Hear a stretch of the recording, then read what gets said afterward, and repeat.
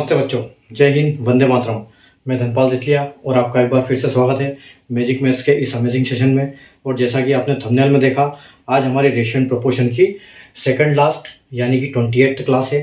ठीक है, टोटल हमारी रेशियो एंड प्रोपोर्शन की 29 क्लास होने वाली है। ठीक है, तो कल हम इस लास्ट क्लास के साथ इस ratio and proportion subject topic का समापन करेंगे। ठीक है, और परसों से हम नया सब्जेक्ट स्टार्ट करने वाले हैं जिसका नाम है प्रतिशत और रेशियो। ये बहुत इंपॉर्टेंट टॉपिक्स है मैथ्स के।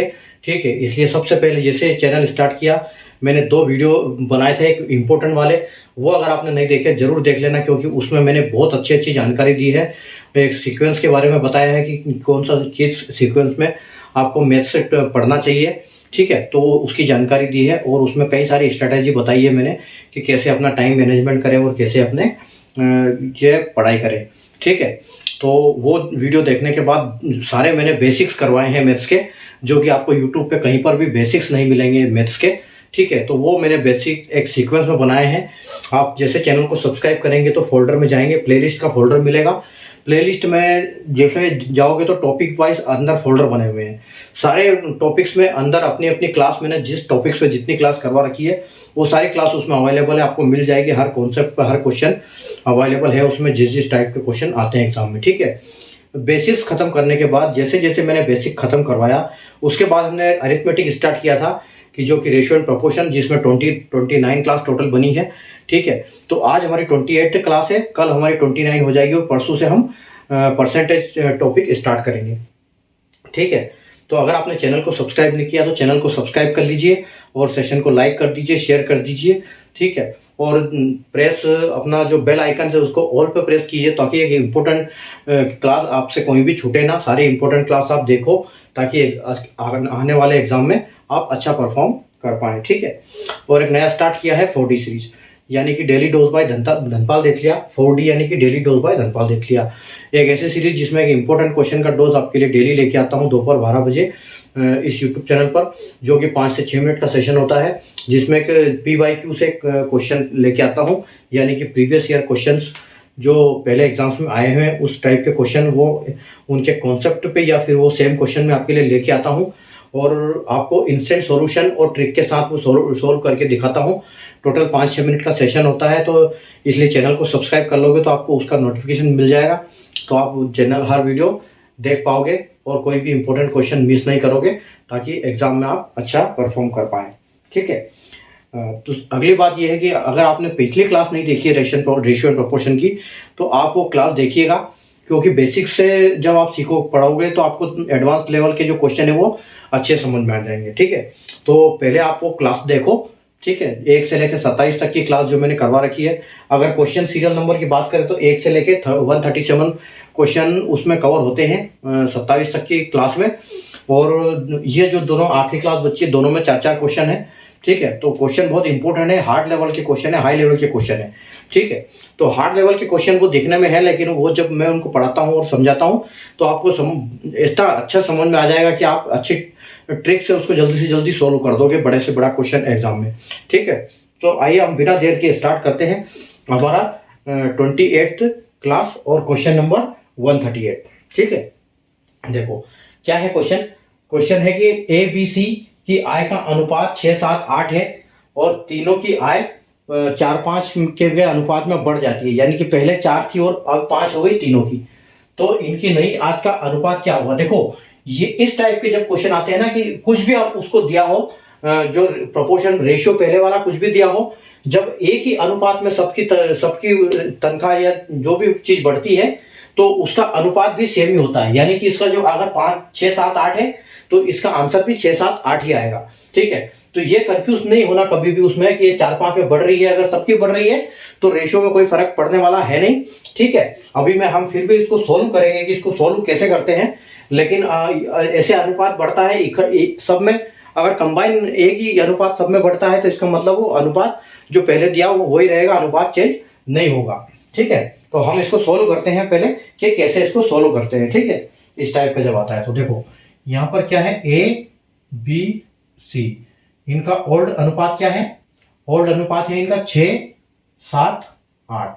ठीक है, 6-7-8, तो हम क्या करेंगे ये जब इनका हम बढ़ाएंगे रेशियो से इनको ये करेंगे तो हमको परसेंटेज में दिक्कत आएगी जब हम इनको करेंगे तो। ठीक है, परसेंटेज में हम बोल सकते हैं कि ये पहले 4 था, मतलब ये 4 गुना, जैसे 100% था तो पहले जितनी तनख्वाह थी उससे 125 हो गई सबकी अब। ठीक है, यानी कि 4/25 के हिसाब से अगर 4 को देखें तो 100 होता है और 5 125 होता है, यानी कि पहले 100 जो थी 100% तनख्वाह थी, अभी 125% तनख्वाह हो गई सबकी। ठीक है, तो अगर हम क्या करते हैं, हम इनको अज्यूम करते हैं, ये जो नंबर है ना इनको एक जीरो के साथ अज्यूम कर लो, तो हम इनको ऐसे कर लेते हैं कि ये 600 थी, इनकी इसकी 600 थी, इसकी 700 थी और इसकी 800 थी। ठीक है, अब इनको करना क्या है हमको कि ये 25 इनको 125% बढ़ाना है, तो हम ऐसे बोल सकते हैं, जैसे यहाँ अगर आपको पता नहीं है कि 125% कहते हैं तो आप 4-5 को यूज करो। ठीक है, जैसे आप इसको करोगे, देखो आप इसको करोगे कि 600 तो पहले कितनी थी 4 और बढ़ कितनी गई 5, यानी कि 4 से डिवाइड करके 5 में मल्टीप्लाई करना है। ठीक है, 700 डिवाइड बाई 4 इंटू 5। ठीक है, 800 डिवाइड बाई 4 इंटू 5। देखो अभी अपना आ जाएगा न्यू रेशियो। ठीक है, ये न्यू रेशियो आ जाएगा। देखो ये 4 से कितनी बार कटेगा, 4 से ये कटेगा 15 चौके 60। ठीक है, तो ये 15 यानी कि ये 150 हो जाएगा। ठीक है, ये 150 पड़ेगा और ये एक की वैल्यू 150 आएगी और 150 इंटू 4 कितना होगा, यानी कि 750। ठीक है, तो इसकी मतलब ये 600 में 150 बढ़ गई। ठीक है, इधर देखो इसका क्या होगा, अगर 700 को 4 से डिवाइड करोगे तो कितना होगा, 350 और 350 और 175। ठीक है, एक की वैल्यू 175 आएगी, तो अगर हम 4 से इसको डिवाइड करेंगे 700 को तो ये आएगा 175। ठीक है, और 175 को जब आप 5 बार करोगे तो कितना आएगा, ये 700 प्लस 800 और 75, 875। ठीक है, तो ये 875 आ जाएगा। उसके बाद देखो इसको अगर इसको करोगे 4 से तो ये आएगा 200 और 200 को 5 बार करोगे तो ये क्या आ जाएगी 1000। ठीक है, यानी कि इनका अनुपात क्या आ गया, इनका अनुपात हमको आ गया है अभी नया रेशियो 750, उसके बाद 875 और 1000।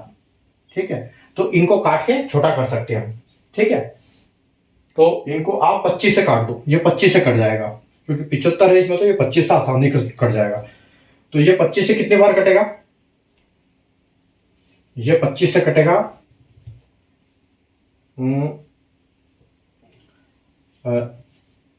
7 चौक 28 और 28 और 29 30, 7 चौके 28। ठीक है, तो ये कटेगा 30 बार, 25 से ये 30 बार जाएगा, ये कितनी बार जाएगा 8 चौके 32, 32 और 3 33। ठीक है, ये 33 बार जाएगा और ये जाएगा 35 बार। ठीक है,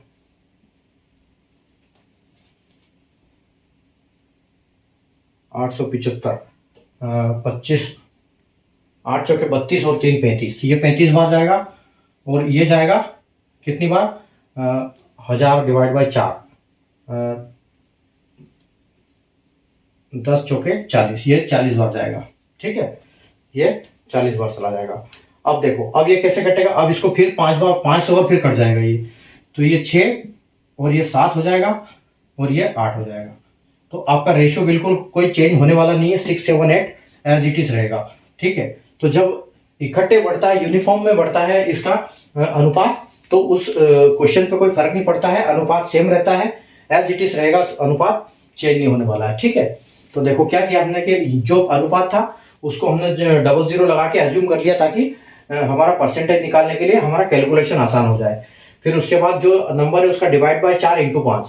ठीक है, तो ऐसे हम परसेंटेज निकालेंगे।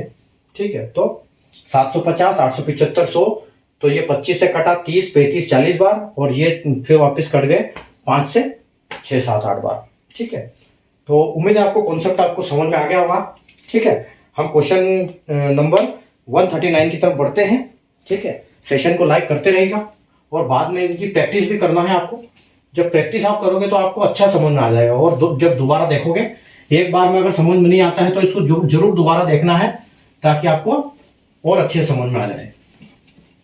और प्रैक्टिस करोगे तो उससे क्या होगा, स्पीड बढ़ेगी आपकी। तो प्रैक्टिस करना बिल्कुल मत छोड़ना है। अगर एग्जाम में सक्सेस चाहिए तो प्रैक्टिस बहुत जरूरी है।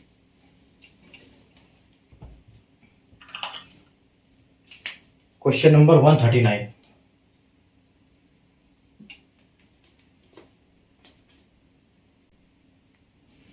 देखो क्वेश्चन नंबर 139। ए, बी और सी के पास क्रमशः 15, 13 और 11 के अनुपात में धनराशि है। ए 12,000 रुपये बी को दे देता है तो इनकी धनराशि का अनुपात क्रमशः 12, 16, 11 हो जाता है। ठीक है, तो सी की धनराशि ज्ञात करना है। Ratio of money having with A, B and C is 15, 15, 13 and 11 respectively. A gave rupees 12,000 to B and new ratio of their money become 12, 16 and 11. Find the amount of C.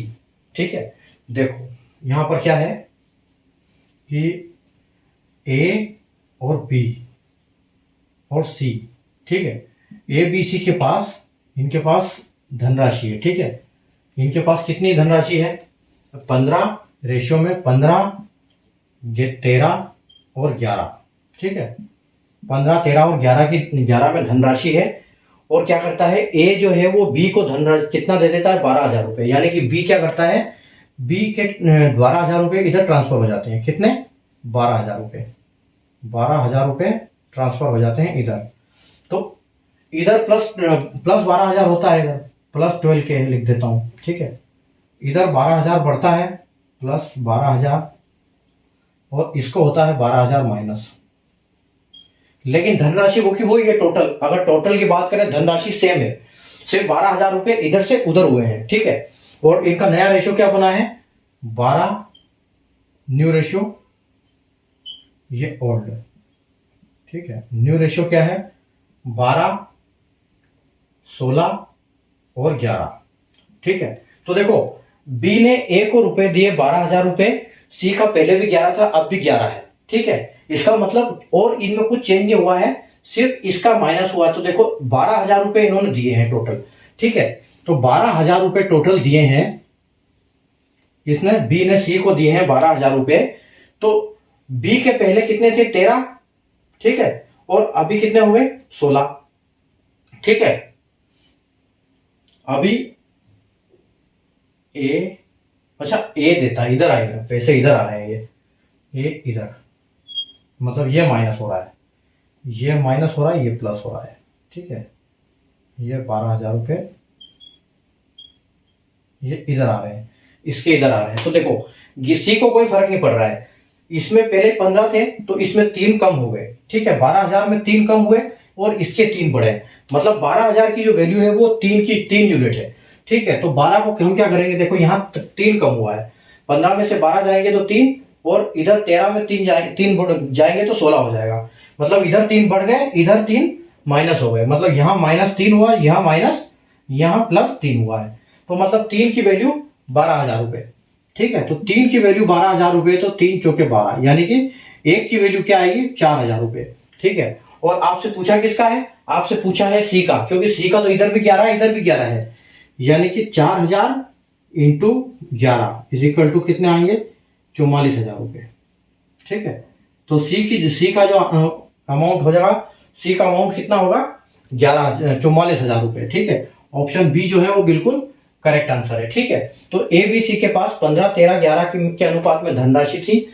ए ने 12,000 रुपये बी को दे देता है, A B को 12,000 रुपये दे देता है, तो 12,000 रुपये इधर चले जाते हैं, तो इनकी ये क्या हो जाती है, रेशियो 12, 16, 11 हो जाती है।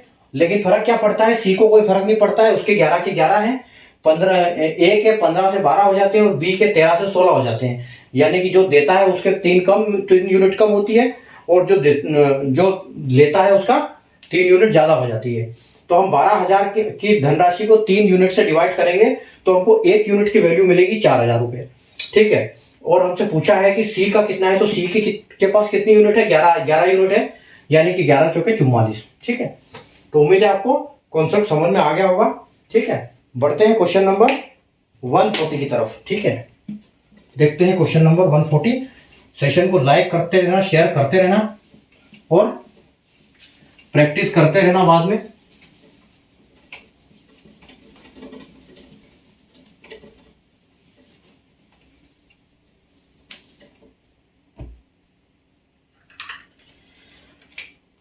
Question number 140।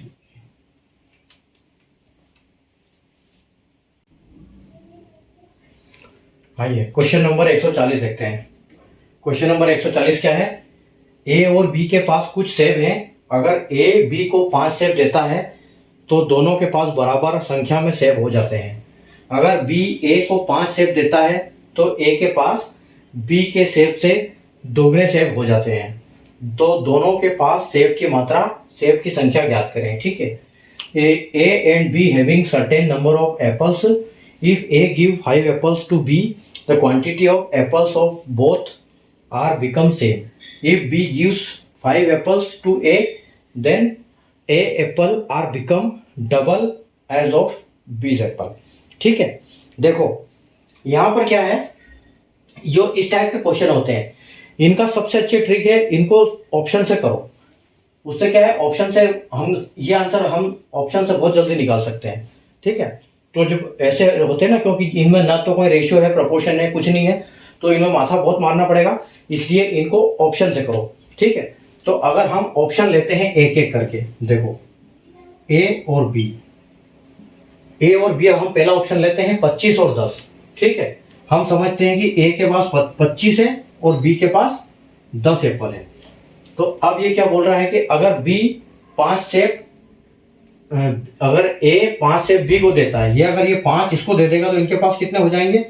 इसके पास 20 हो जाएंगे, लेकिन इसके पास 15 होंगे। तो दोनों के पास संख्या बराबर नहीं होगी। ये बोल रहा है कि दोनों के पास संख्या बराबर हो जाएगी, मतलब ऑप्शन बी जो ए है ये हमारा आंसर नहीं है। ठीक है, उसके बाद हम अगले ऑप्शन पे चलते हैं। अगला ऑप्शन है देखो 35 और 25। ठीक है, 35 और 25। अब 35 और 25 में क्या बोल रहा है कि अगर ए बी को 5 सेब देता है, कि अगर ए बी को 5 सेब देता है तो कितने क्या हो जाता है? संख्या बराबर हो जाती है। तो यानी कि इसके पास 30 हो जाएंगे और इसके पास भी 30 हो जाएंगे। देखो आंसर सेटिस्फाई कर रहा है यहाँ पर। ठीक है, अगला क्या बोल रहा है कि अगर बी ए को 5 सेब देता है तो उसके पास बी से दोगुने सेब हो जाते हैं। अगर बी ए को देता है, ठीक है, तो बी के पास कितने हैं? 25। बी के पास 25 है और इधर वो देता है तो इसके पास कितने हो जाते हैं? 40 हो जाते हैं और इसके पास कितने? 20 हो जाते हैं। तो यानी कि जो बी को देता है तो ए के पास बी के सेब से दुगने हो जाते हैं। देखो ए के पास बी से दुगने हो गए, ए के पास 40 हो गए, इसके पास 20 हो गए। यानी कि इसका मतलब ये है कि हमारा जो ऑप्शन नंबर बी है बिल्कुल करेक्ट है। ठीक है, तो इस टाइप के क्वेश्चन जहां पर आपको रेशियो वगैरह कुछ ना दिया हो, परसेंटेज, फ्रैक्शन, रेशियो कुछ नहीं हो, वहां पर सीधे सीधे ऑप्शन को उठाओ एक एक करके और ऑप्शन से चेक कर लो। ठीक है, तो आपको पता चल जाएगा। यहाँ ऑप्शन अगर थोड़ा सा दिमाग लगाओगे तो ऑप्शन देख के ही पता लग जाएगा कि 35-25 ही आंसर सही है, बाकी सब गलत है। ठीक है, तो ऐसे करते हैं इस टाइप के क्वेश्चन के लिए option is the best choice, और ऑप्शन से ही करना ठीक रहता है आंसर। ठीक है, अगले क्वेश्चन की तरफ बढ़ते हैं। Question number 141।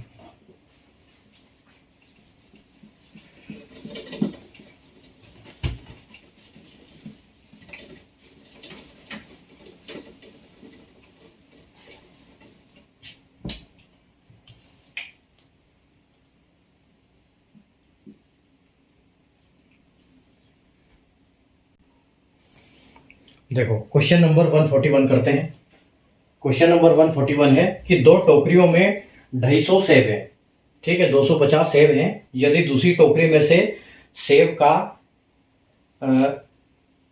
1/6वां भाग पहली टोकरी में डाल दिया जाता है तो दोनों टोकरियों में सेब की संख्या बराबर हो जाती है।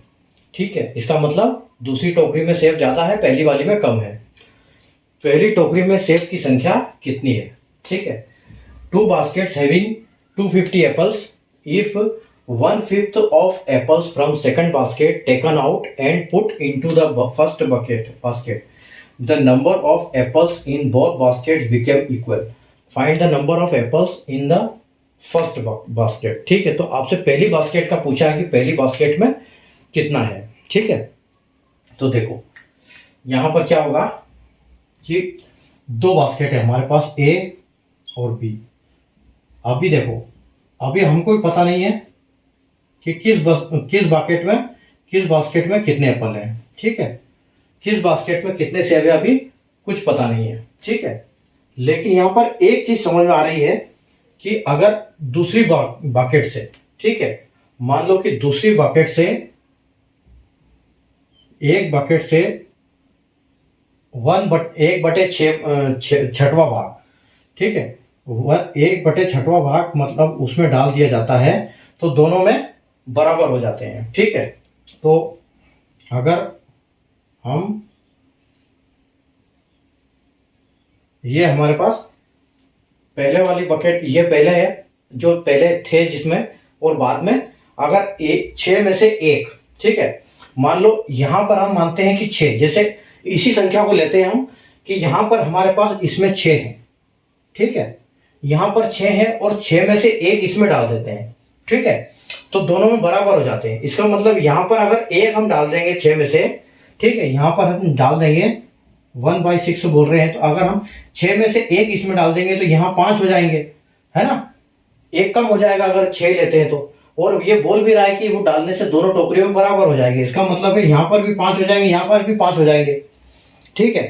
तो इसका मतलब क्या है कि यहाँ पर सेब 6 थे और यहाँ पर सेब 4 है, ठीक है, यहाँ 6 है, यहाँ 4 है, 6 में से 1 भाग अगर इधर डाल दिया जाए तो दोनों में बराबर हो जाते हैं, ठीक है। तो ये हमको पता लग गया कि यहाँ पर 6 है, यहाँ 4 है, ठीक है। अब ये देखो 6 और 4 मतलब टोटल तो 10 है, ये इधर भी 10 है, इधर भी 10 है, तो आप क्या करोगे, इस 250 में आप 10 का गुणा करोगे। और किसके बारे में पूछा है कि पहली टोकरी की संख्या कितनी है, तो पहली टोकरी की संख्या कितनी है, 4 है, ठीक है। तो आप 4 से उसमें मल्टीप्लाई कर दो, बस इतना सा आपका काम है, उसके बाद आपका काम खत्म है, ठीक है। दोनों में 250 है, ये पता है कि दोनों में 250 है, ठीक है, दोनों में 250 है, लेकिन ये हमको पता नहीं किसमें कितने, इसलिए देखो यहाँ एक 6 में से 1 अगर इधर ले आते हैं हम, बी का ए में डाल देते हैं, ठीक है। 6 में से यदि दूसरी टोकरी में से सेब का फर्स्ट 1/6, ठीक है, मतलब 1/6 भाग पहली टोकरी से दूसरी टोकरी में पहली टोकरी में डाल दिया जाए तो बराबर हो जाते हैं। तो यहाँ से 6 में से 1 अगर इधर उठा देते हैं हम, दोनों में 5-5 इक्वल हो जाते हैं। तो 250 को 10 से डिवाइड करेंगे और जिसका पूछा उससे मल्टीप्लाई कर देंगे, तो ये 0 से 0 कटेगा और 25 चौके 100 हो जाता है, ठीक है। इसका मतलब क्या था कि जो ये पहली टोकरी है, ठीक है, ये पहली टोकरी, इसमें 100 थे और 250 थे, तो इसमें कितने थे, 150 थे, ठीक है। तो 1 की वैल्यू अगर 25 है तो यहाँ 4 की वैल्यू और ये 6 की वैल्यू 150, ठीक है। ऑप्शन नंबर बी बिल्कुल करेक्ट आंसर है आपका। तो कभी भी इस टाइप का जब सवाल आता है तो आप उसी को उठाओ, उसमें से सिर्फ 1 यूनिट उठा लो, ठीक है। जैसे 6 बोल रहा है तो आप सिर्फ 6 उठाओ, 6 में से 1 डालो, आपको पता लग जाएगा कि कैसे इसको सोल्व करना है, ठीक है। उम्मीद है आपको कॉन्सेप्ट समझ में आ गया होगा और आज का जो सेशन है वो भी समझ में आ गया होगा। अच्छे बढ़िया क्वेश्चन किए थे आज हमने, ठीक है। कल हमारी आज 28 क्लास कंप्लीट हो चुकी है हमारी, और क्वेश्चन नंबर अगर देखें तो 141 हमारे कंप्लीट हो चुके हैं, और कल 4 क्वेश्चन हमारे बच्चे हैं, आखिरी क्लास है कल हम करेंगे 29 क्लास, ठीक है, 29वीं क्लास करेंगे, और हमारे रेशियो एंड प्रोपोर्शन की क्लास आखिरी क्लास होगी कल, ठीक है। और परसों से हम करेंगे परसेंटेज स्टार्ट, यानी कि प्रतिशत, ठीक है। तो प्रैक्टिस करते रहिए, चैनल को सब्सक्राइब कर लीजिए। 40 सीरीज के क्वेश्चन बिल्कुल देखना ना भूलिए, क्योंकि वो एक इंपॉर्टेंट क्वेश्चन आपके लिए बहुत काम के हैं, ठीक है। तो इंपॉर्टेंट क्वेश्चन का डोज बहुत जरूरी है आपके लिए, ठीक है। तो प्रैक्टिस करते रहिए, यहाँ से क्लास में से पढ़ते रहिए, वापस दोबारा प्रैक्टिस करो उनकी, ठीक है। बहुत सारे क्वेश्चन है, 145 क्वेश्चन रेशियो एक टॉपिक से बहुत होते हैं, रेशियो एंड प्रोपोर्शन से। और परसेंटेज का चैप्टर हो सकता है इससे भी बड़ा निकले, वो बहुत बड़ा चैप्टर है। तो ये चैप्टर दोनों बहुत बड़े बड़े हैं, रेशियो और प्रोपोर्शन, तो और बहुत इंपॉर्टेंट भी है। रेशियो और प्रोपोर्शन आपने कर लिया, लगभग पूरा मैथ्स कवर कर लेते हैं दोनों, ठीक है। तो बहुत इंपॉर्टेंट टॉपिक्स है, इनको पूरे ध्यान से आपको करना है, पूरी 29 क्लास सीखो एक एक क्वेश्चन करके, ठीक है। तो मिलते हैं कल वापस रेशियो एंड प्रोपोर्शन की आखिरी क्लास में, 29वीं क्लास में। तब तक के लिए good night, take care, bye.